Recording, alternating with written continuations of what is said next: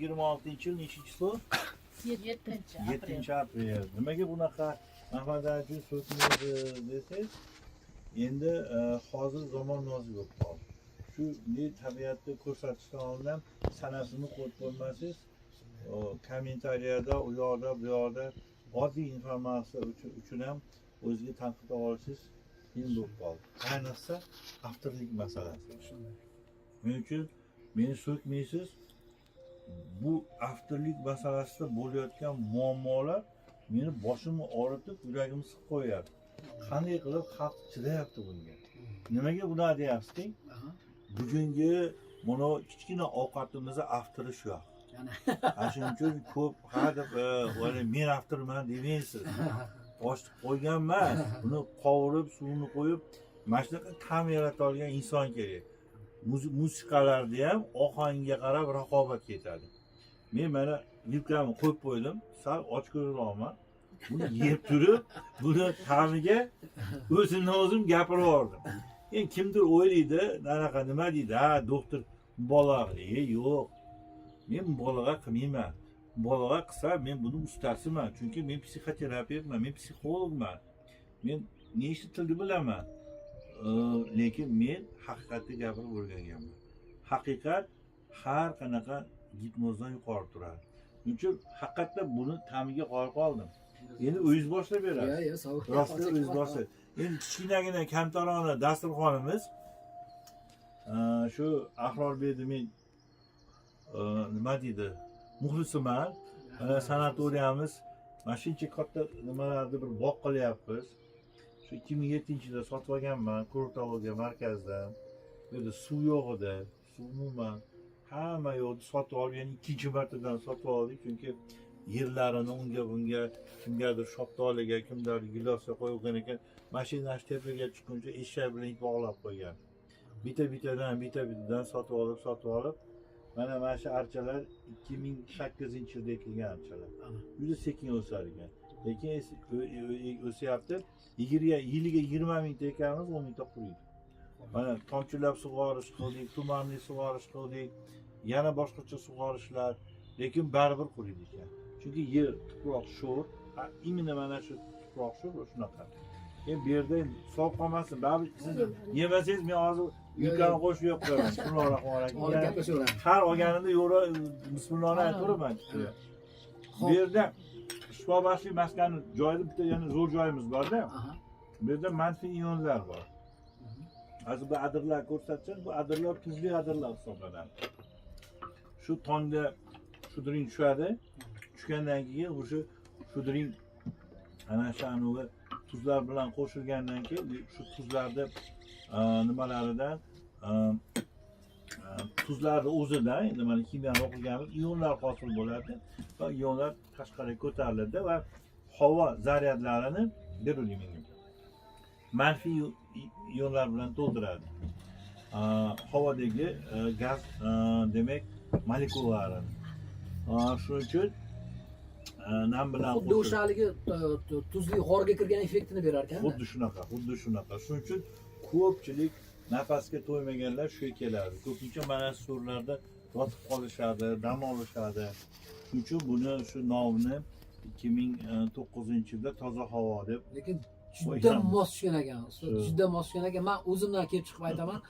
Men demak mana 8 kun bo'ladimi? 8 kun davomida klinikada davolandim.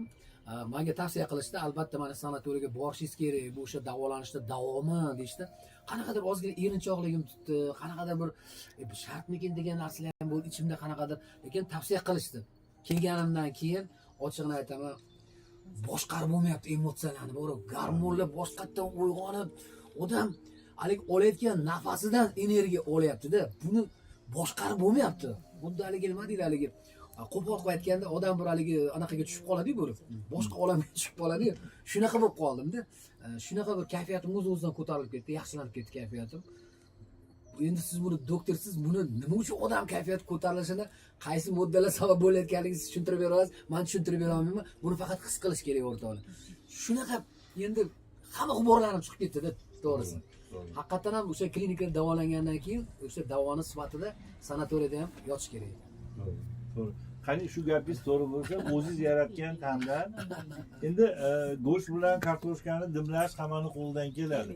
Lekin bunaqa ta'm majmuasini, ta'm orkestrida beradigan nimani yaratish hammani ham qo'ldan kelmaydi. Rahmat. Rahmat ketdi. Men juda xursand bo'ldim. Rahmat. Endi nima deydi? Men yuragim siqilib qoladi. Endi hammamiz ham insonmiz. O'zingniki o'zingga ta'sir qilmay qo'yadi. O'zingga o'zing maslahat bera olmay qolasan. Chunki 2000 ta odamni boqish ham oson emas shu ish jarayonida.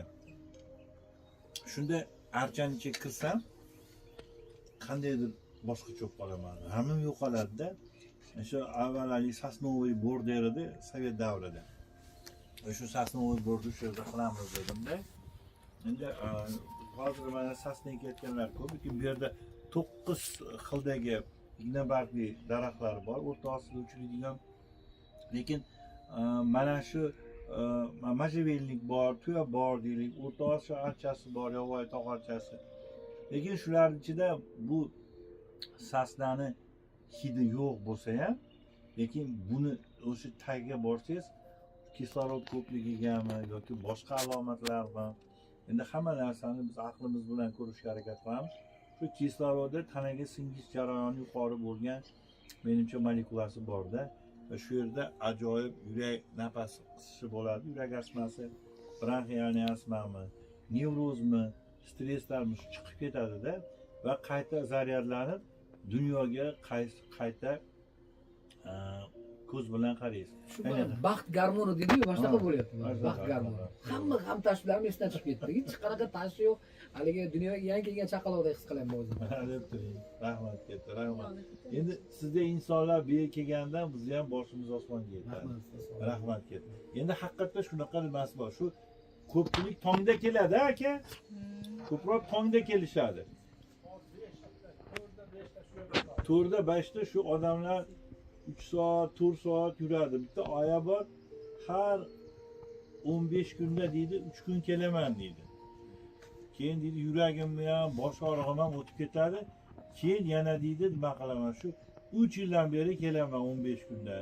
Endi sal boqishdan qiynalib chiqdim, haftasiga kelyapman deydi. O'shuning uchun bu shunaqa joy. Rahmat sizga. Sizga rahmat. Endi moloni nima qilaylik? Xudoga sevmaydi. Endi gap aytayman. Men juda ham ochko'z bo'lib ketaman ovqatga. Nimaga desangiz, bunaqa ta'mni ko'rmadim. Rahmat. Bor ekanmiz-ku. Bo'ladi.